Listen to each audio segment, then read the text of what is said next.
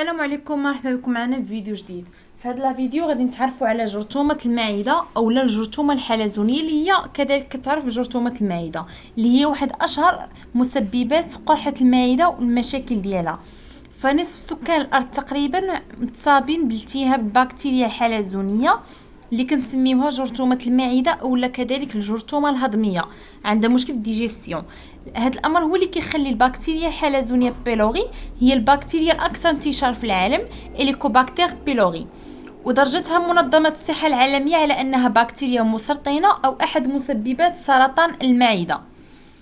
من الغريب ان جرثومه المعده كتغذي معها حتى ال 12 ديودينوم او لا بشكل اكبر من ليستوما، بشكل اكبر من المعده. دابا غادي نطرقوا على شنو هي واش كتنتقل جرثومه المعده بالعدوى.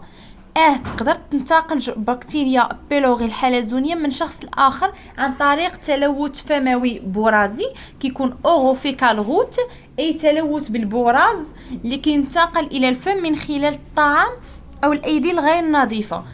كذلك من الممكن انها تنتقل عن طريق تناول الخضر والفواكه اللي ما كيتمش الغسل ديالها مزيان او نتيجه استقرار البكتيريا في امدادات المياه. وكذلك من الممكن اصابه اي شخص بالقرحه بلولسير ديجيستيف بالقرحه الهضميه او في اي عمر حتى في مراحل الطفوله، ولكنها كتكون اكثر حدوث عند البالغين في منتصف الاعمار ديالهم، ونسبه الاصابه بها عند الذكور هي نفسها عند الاناث متساويه. ما بين كذلك الاسئله اللي كتطرح هي واش هذا النوع البكتيريا بيلوري الحلزونيه واش كتسبب لنا لولسير ديجيستيف يعني القرحه الهضميه. 10% فقط من هؤلاء المصابين بالتهاب جرثومه المعده هي اللي كتكون عندهم مشاكل تقرحيه لجدار المعده او لا القرحه الهضميه اللي كنسميوها بيبتيك ألسير. اما الغالبيه المتبقيه ما كيكونش عندهم اي اعراض.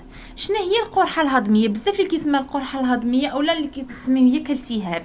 القرحه الهضميه هي واحد القرح اللي كيكون التهابي دائري اولا بيضاوي الشكل في جدار المعده اولا في ال12 هو نوع من الامعاء اللي هو اول جزء من الامعاء الدقيقه وهو اللي كيكون اكثر شيوعا. كيمتد كيكون ديال ال 12 كيمتد داك القرحه من بضع مليمترات الى بضع سنتيمترات فاش كتولي البطانه ضعيفه اولا كتفقد القدره ديالها لانها تصلح ذاتها، وهذا الشيء هو اللي كيخليها تتادى كيوقع ليها الاذى بفعل العصاره الهضميه الحريقه. العصاره الهضميه اللي حيت دابا الجسم فاش كيكون يعني كتجي داك الميساج ديال انه الماكله اولا فاش كيبغي يهضم الماكله كيفرز لينا واحد الحمض هو اللي كيساعد على الهضم. دونك داك العصاره الهضميه الحريقه كتكون نتيجه لهذا الحمض. شنو هي مسببات القرحه الهضميه؟ عندنا بزاف ديال الاسباب اللي من شانها انها تؤدي لنا الاصابه بالقرحه الهضميه. ما بين اسمحوا لي، ما بين هذه الاسباب اولا الاصابه ببكتيريا بيلوري الحلزونيه. كيفاش؟ بحيث ان كتعيش جرثومه الهيليكوباكتير بيلوري ضمن عصاره المعده وكتقاوم البيئه ديالها الحمضيه القاسيه من خلال افراز انزيم يوراز وكتغزو بالتالي بكتيريا بيلوري جدار المعده المخاطي داك الميكوز ديالو، وهذا الشيء هو اللي كيزيد لينا من الحساسيه ديالو وكتاثر عليه سلبا بالعصاره الهضميه، وهذا الشيء هو اللي كيؤدي بالدور ديالو الاصابه بالتهاب فاعل ومزمن كيكون واحد لانفلاماسيون كرونيك بزاف. كتطور لينا الاصابه من الالتهاب في جدار المعده اولا اول جزء من الامعاء الدقيقه اللي سميناها ال12 بحيث كتصبح داك الاصابه بالالتهاب في جدار المعده اولا في ال12 كتولي كتاكل في البعض ديالها، سواء كدير واحد التاكل في جدار المعده اولا في ديودينوم، وكتقدر تطور الى تقرحات كتبقى لنا دي ليزيون اولا لولسير من الممكن انها تنجم عليها مضاعفات شديده الى ما تمتش المعالجه ديالها. ثاني سبب هو استخدام مسكنات الالم التقليديه من غير الباراسيتامول بطبيعه الحال، وخصوصا فاش كتستعمل هاد مسكنات الالم قبل الاكل، بحيث ان بعض الاشخاص كيقولوا لا راه غير مسكنات الالم لا راه كتنفع ما يمكنش تضرنا، لا راها كتضر. علاش؟ حيت كتعتبر لينا داك مضادات الالتهاب الستيرويديه انتي انفلاماتوار ستيرويديان بحال مثلا اسبرين او ليبوبروفين او نابروكسين كتسبب لينا، هي مسبب رئيسي ديال داك لوسير ديجيستيف او لوسير غاستروديودينال ديال داك القرحه الهضميه. وهادشي من عندها داكشي اللي عندها الخصائص اللي كتزيد لينا من افراز العصاره الحمضيه، وبالتالي كتطبط لينا واحد اليه ترميم البطانه الهضميه بشكل غير مباشر. هادشي هو اللي كيخلي لينا جدار المعده اولا الاثني عشر اكثر حساسيه واكثر تاثر بحمضيه العصاره الهضميه. ثالث سبب اللي يقدر يسبب لينا القرحه الهضميه عندنا متلازمه زولينجر أليسون. متلازمة زولينجر أليسون سيندروم هي سرطان نادر الحدوث اللي كيؤدي لنا الى فرط في افراز هرمون الجاستيرين الحامضي، وكتشابه الاعراض ديالها مع اعراض القرحه الهضميه التقليديه، ولكن شنو الفرق بيناتهم؟ انها هاد الاخيره ما كتجاوبش مع العلاجات او بلا متثبطات الحموضه اونتاسيد. رابع سبب ديال القرحه الهضميه العامل الوراثي. بطبيعه الحال كيشكل لينا نسبه كبيره، لحيت شحال من دراسه كتفيد بان العامل الوراثي كيلعب لنا دور كبير في حدوث القرحه الهضميه، خاصه الا كانت في عمر الطفوله كينتقل لنا داكشي بطريقه وراثيه. خامس سبب هو التدخين. ما كيتعتبرش التدخين سبب من اسباب القرحه الهضميه الصراحه، ولكن هو كيتعتبر من العوامل اللي كتزيد لينا من شده داك القرحه، ولا اللي كتبطئ لينا من كتخلي مده التعافي ديالك من داك القرحه كتكون معطله، وفي نفس الوقت كتزيد نسبه تكرر القرح بعد التعافي ديالو. يعني مثلا المده انها تعافي عوض ما تكون قصيره كتولي طويله بفضل التدخين، اولا مثلا واخا تعافى واخا يوقع دير العلاج وصافي تولي مزيان، لا تقدر تزيد نسبه تكرر داك القرحه الا كنتي كتدخن. دابا غادي نطرقوا الاعراض ولا علامات القرحه الهضميه. كتختلف لنا اعراض القرحه الهضميه حسب موقع القرح، على حساب واش كاين في المعده اولا في الاثني عشر اولا على حساب عمر المريض كذلك. فقليل ما كيشعر به كبار السن باي اعراض. اما الاعراض والعلامات الرئيسيه للقرحه الهضميه هي كتكون عباره على واحد الالم عاده ما كيكون تمركز في منطقه الشرسوف، اللي كيكون الشرسوف هي واحد المنطقه كتكون اعلى منتصف البطن فوق مستوى السره اللي هي اللي كنسميوها ليبيغاستريك، كتكون تحت عظمه القفص ستيرنوم، القفص الصدري ستيرنوم، وكيكون يا اما على شكل حرقه. هذا الالم يا اما يكون على شكل حرقه اولا شعور بالجوع. هادو هما الاعراض اولا العلامات ديال القرحه الهضميه. قرحه الاثني عشر اولا ديودينال ألسير، كيبدا الالم عاده بعد منتصف فتره الصباح. هنايا كنقول اعراض اولا علامات القرحه الهضميه قلنا فيها جوج الانواع، كاينه سواء القرحه الهضميه ديال ديودينوم ديال الاثني عشر اولا قرحه المعده. غنبدا لكم بالاثني عشر، قلت لكم كيبدا الالم عاده بعد منتصف فتره الصباح وكيستمر الالم لايام او حتى الاسابيع. غالبا ما كيخف الالم فاش كتاكلوا شي حاجه اولا باستعمال مضادات الحموضه، ولكن كيتعاود من وراء ساعتين اولا ثلاثه.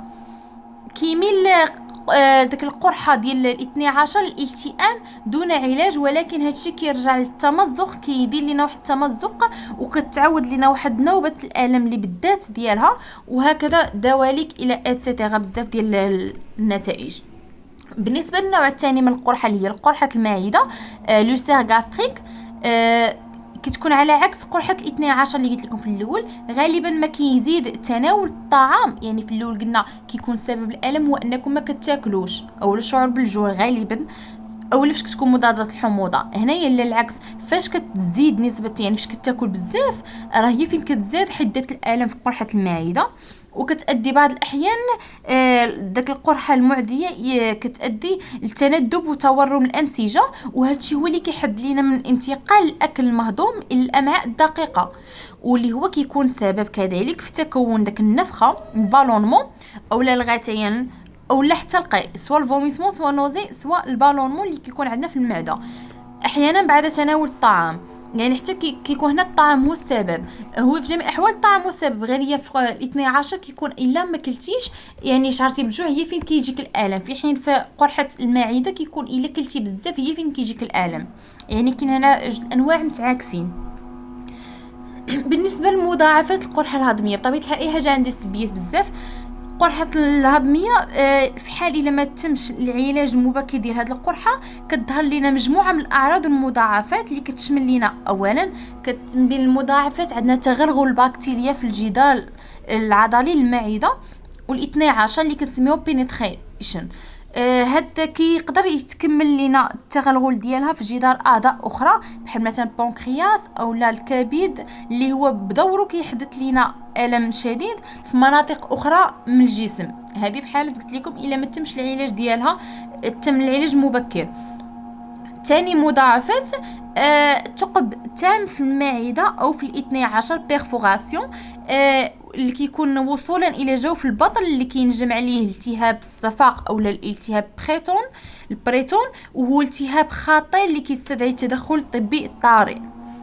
ثالث من المضاعفات انسداد ممر الاكل اوبستركسيون اللي كنسميوها، اللي كيكون لنا فعل تندب او الانتفاخ داك الانسجه البالونمون ديالها، انتفاخ الانسجه حول القرح، وهادشي هو اللي كيؤدي لنا للقيء بكميات كبيره بعد الاكل والشعور بالغثيان والانتفاخ. وعاده ما كيعاني المريض من فقدان الشهيه او شعور دائم بالشبع. كيقدر يؤدي لنا القيء الشديد لفترات طويله دون علاج الى اختلالات في نسب الشوارد المهمه في الجسم بحال مثلا الصوديوم او البوتاسيوم اللي كنسميوها الالكتروليت امبالانس. المضاعفات الرابعه من بين المضاعفات عندنا رابعا نزيف الدم الداخلي. حتى الا ما كانش داك القرح الهضميه مؤلمه، كيقدر ينجم عليها واحد النزيف دم داخلي، وهو من اكثر المضاعفات حدوثا، اللي كيظهر لنا على شكل بقع دم زاهي اللون بكميات قليله عند القيء اللي كنسميوها ايماتيميزيس، او لا على شكل كتل قاتمه اللون مع بقايا الاكل عند القيء، او لا على شكل كذلك بقع دم زاهيه اللون مع البراز اللي كنسميوها ايموتوكيزيا، او لا كذلك براز اللي كيكون فيه الدم قاتم اللون كيكون كلون القطرات اللي كنسميوها الميلينا الى اخره. هادشي كينجم على فقدان الدم دون علاج واحد الوهن عام بالجسم وفقر الدم الامينيه على المدى البعيد، خاصه اذا كان النزيف غير ملحوظ بالنسبه للمريض، يعني المريض ما لاحظوش. هنايا كيجب ضروري التنويه على ان النزف الدم بفعل القرحه الهضميه كيكون بكميات قليله، ونزف الدم بكميات كبيره هي حاله اكثر خطوره اللي كتستوجب الرعايه الطبيه بشكل مستعجل بزاف. يعني شوف الا ما دارش التشخيص او العلاج المبكر راه كيكون بزاف من المضاعفات اللي بعض المرات كتوصل الحالات ديالهم حتى الموت. خامسا بين المضاعفات سرطان المعده. سرطان المعده اللي كنسميوه غاستريك كارسينوما، هو بالنسبه للاشخاص اللي كيكونوا مصابين بالقرح الهضميه بسبب التهاب بكتيريا بيلوري، هو كيكونوا هما اكثر عرضه بثلاث الى 6 مرات اكثر لسرطان المعده عن غيرهم من غير المصابين بها. اما بالنسبه للقرح الهضميه الناتجه عن الاسباب الاخرى للقرح مثل استخدام مسكنات الالم او مضادات الالتهاب ستيرويديه، يعني انتي انفلاماتوار ستيرويديه، فما كتحمل اي خطوره المضاعفه لسرطان المعده. من بعد ما طلقنا المضاعفات او الاعراض وبزاف النقاط، دابا غنطلقوا التشخيص ديال قرحه المعده او جرثومه المعده. فاش كنقول القرحه الهضميه راه هي جرثومه المعده، راه بحال التشخيص كيكون تاريخ الحاله بالاضافه الى العلامات والاعراض كتكون هي نقاط الاسناد الرئيسيه باش نشخصوا داك القرح الهضميه او جرثومه المعده. اولا عندنا المداوات التجريبيه اللي كنسميوها امبيريكال ثيرابي، بحيث ان المريض كيعطي احيانا العلاجات التقليديه ديال داك جرثومه المعده كنوع من المداوات التجريبيه دون التاكد من التشخيص. فإلا كانت الاعراض حيدات كيكون مفاد ذلك ان التشخيص صحيح. ثانيا عندنا الفحوصات اللازمه لالتقاط بكتيريا بيلوري الحلزونيه، بحيث ان الاعراض الا ما حيداتش بشكل طبيعي، يعني بالمداوات التجريبيه اللي كتكون بالاعشاب او غيرها، حتى من بعد نعطيكم امثله، كيكون كيلجا للطبيب المسؤول لاجراء الفحوصات اللازمه من فحوصات دم اللي كتكون منها فحوصات خاصه لالتقاط بكتيريا بيلوري بواسطه اجسام ضد الخاصه او فحص براز خاص بكتيريا بيلوري او فحص عن طريق التنفس كذلك من وراء ما يعطي المريض، كيتم اعطاء المريض في المستشفى ماده كيشربها من ماده الكربون الموسومه، علاش باش يلتقطها لاحقا في حال استخدمتها بكتيريا بيلوري في عملياتها الحيويه. يعني كيستعملوا كيعطيو بحال واحد الماده كيشربها باش يلتقطوا لينا داك فاش كتستعمل هذاك البكتيريا بيلوري، كتستعملها داك الساعه كيلتقطوا هما داك الجرثومات المعده، وهكا كيسهل العلاج ديالها. ثالث نوع من التشخيص عندنا التنظير الداخلي عن طريق الفم، اللي هي اوبر اندوسكوبي. هو كيكون عباره على انبوب رفيع مزود بكاميرا اللي كيدخل الفم، كيدخل من الفم وصولا، سمحوا لي، كيكون وصولا الى المعده او بدايه الامعاء الدقيقه. وكيبقى التنظير الداخلي عن طريق الفم هو المعيار الذهبي لتشخيص القرحه الهضميه او جرثومه المعده ومعرفه الموقع ديالها والمسبب ديالها. يعني ديك التنظير او اللوندوسكوبي كيكون بحال واحد المنظار كيدخل من الفم، كيدخل حتى المعده لداخل، كيكون فيه واحد الكاميرا اللي كتوصف لينا شنو واقع تماك لداخل، وهكا كنقدروا نحدوا الموقع ديال داك جرثومه المعده فين كاينه والشكل ديالها وكيفاش كتطور وديفلوبا، وهكا كيتم تشخيص العلاج اولا كيلتقطوه ويحيدوها. كيمكن اخذ كذلك خزعه بيوبسي من القرح الهضميه اولا من داك جرثومه المعده، كياخذوا واحد الجزء منها باش يحلوها من بعد، وهكا كيعرفوا واش كانت البكتيريا بيلوري متواجده او لا. هذه هي كذلك باستعمال داك لوندوسكوبي داك المنظار. كذلك عندنا تحليل لقياس نسبة هرمون جاسترين ليفلز في الدم في حال فشل العلاج أو الشك بأنه كتكون متلازمة زولينجر إليسون اللي سبقت وقلتها في بداية الفيديو، كيكون سبب القرحة الهضمية أو لا سبب جرثومة المعدة. هنا في هذه الحالة كيتم استخدام تحليل لقياس نسبة هرمون الجاسترين باش يعرفوا واش كاين داك المتلازمة أو لا. بالنسبه لطرق العلاج، كاين طرق العلاج مختلفه بزاف. عندنا اولا العلاج بعلم الادويه الفارماكولوجي اللي كيتسمى بالعلاج ثلاثي العناصر تريبل ثيرابي. علاش؟ لحتاش كيحتوي لينا 3 عناصر اساسيه، جوج منها كيكون منها مضادات حيويه انتيبيوتيك، وهذا الشيء كيكون هو لحتاش السبب المسبب الرئيسي للقرحه الهضميه او جرثومه المعده كيكون هو بكتيريا بيلوري الحلزونيه. وكيكونوا لينا هنا كيتكون من نوعين مختلفين، علاش؟ باش يضمنوا لينا عدم مقاومه بكتيريا بيلوري للعلاج، وخاصة أنها من أكثر البكتيريا انتشارا بالعالم. أما العنصر الثالث في العلاج هو مضادات الحموضة أو مثبطات الحموضة اللي كتعرف لنا بكابح مضخة البروتونات اللي هما كنسميهم بروتون بومب انيبيتور، اللي كيتكبح لينا اولا لي زي بي بي اللي كنسميوها. كتكون معروفه كيف اي بي بي كيتستخدم دواء لقرحه المعده. يعني مثلا فارماسي غتمشي عندها تقول لي عطيني اي بي بي ولا بروتون انيبيتور غتعطيك بزاف. هنا كيكون الدور ديال انها كتكبح افراز داك البروتونات اللازمه باش تكون حمضيه العصاره داخل هضميه داخل المعده. ثاني علاج كيتعطى احيانا معادلات الحموضه انتاسيد باشكالها المختلفه من شراب او حبوب مضغ، واللي كيمكن الشراء ديالها دون وصفه طبيه. يعني ما تنساش بريسكريبسيون ميديكال ولا لوردونونس باش تشريها، تمشي عند الفارماسي وتاخذها. وفي الغالب ما كتكون مزيج من بين الكالسيوم او المغنيسيوم باش تخفف لينا من حموضه داك العصاره. ثالث طريقة العلاج كتعتبر الجراحة كآخر مطاف علاجي إلا نادرا ما كيتم اللجوء ليه بعد فشل كافة الحلول الأخرى أو في حالة وجود مضاعفات مثل ما داكشي ذكرته قبل ديال من نزيف دم أو ثقب أو غيره. يعني فاش مثلا كدير العلاج ديالك كتجرب بزاف ديال الدويه، صافي درسوا الحالة، درسوا نوع البكتيريا، شافوا واش كاينه متلازمه ولا لا، وجربوا كاع بزاف طرق العلاج وما جابتش نتيجة. هنايا كيبقى الجراحة هي آخر حل باش يحيدوا لكم داك الجرثومه. ما بين العلاجات المساعده والوقايه عندنا الحفاظ على نظام غذائي من وجبات بسيطه او مهروسه اللي كنسميوها بلان دايت او الابتعاد على الاغذيه اللي كتسبب لنا النفخه او البالونمون وكتزيد لنا من داك الحموضه بحال مثلا الطعام المقلي للتقليل من الالام. محاولة تقليل من كل العادات اللي كتسبب لنا التهيج، البطانة المعدة أو الأمعاء الدقيقة، بحال مثلا التدخين أو تناول المشروبات الكحولية. كذلك استخدام باراسيتامول عوضا عن مضادات الألم أو الالتهابات الأستيرويدية، يعني داك مضادات الالتهاب نون ستيرويدية، مضادات الألم نون ستيرويدية أو الباراسيتامول تاهو كذلك.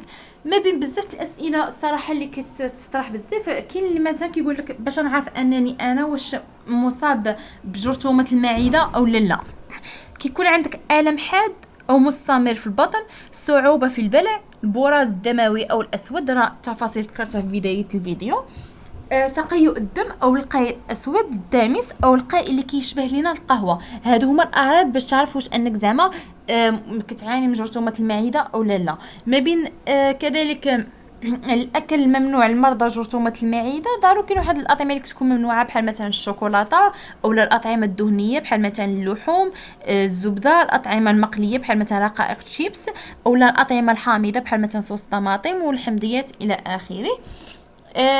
كذلك شنو هما كاين بعض انواع الطعام اللي كتقتل لينا جرثومه المعده بحال مثلا كتكون الثوم، الكركم، زيت جوز الهند، الليمون كذلك، بحال مثلا الحليب وزيت الزيتون، الشاي الاخضر.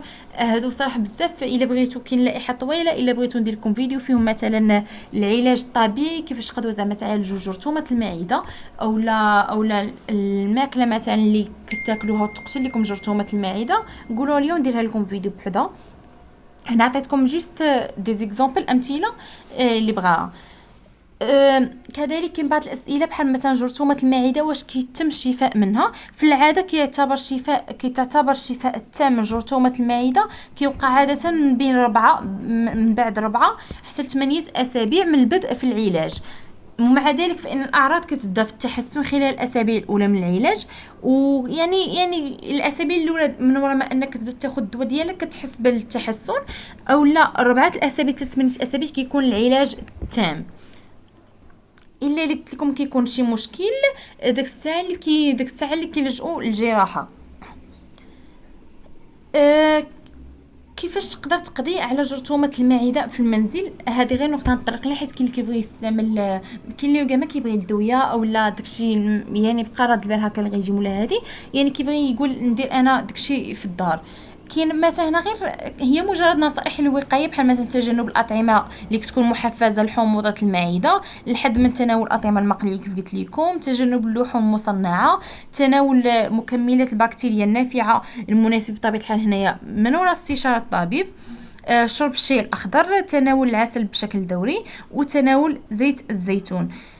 الى عجبكم الفيديو ما تنساوش تدعمونا بلايك وسبسكرايب.